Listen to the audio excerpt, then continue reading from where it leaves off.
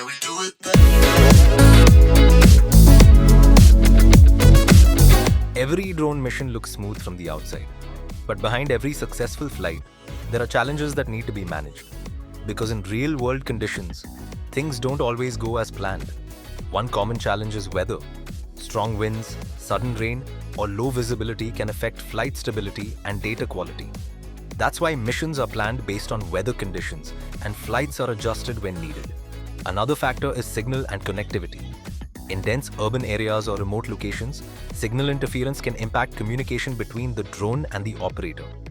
Teams monitor connections in real time and follow predefined safety protocols. Then comes battery management. Drone operations depend heavily on battery performance. Careful planning ensures that flights are completed within safe limits, with backup measures in place. There are also site-related challenges like obstacles, uneven terrain, or restricted access zones. These require proper assessment before takeoff. Organizations such as Garuda Aerospace follow structured workflows to plan, monitor, and manage these challenges during operations. Because a successful drone mission is not just about flying, it's about preparing for what could go wrong and managing it the right way.